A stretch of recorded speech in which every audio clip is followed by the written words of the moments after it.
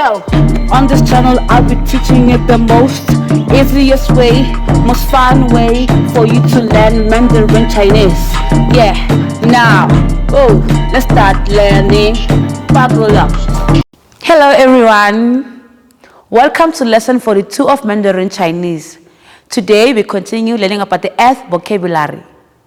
Atmosphere is called 大气层 大气层 Longitude is called 经度 经度 Altitude is called 纬度 纬度 Let's review the words again.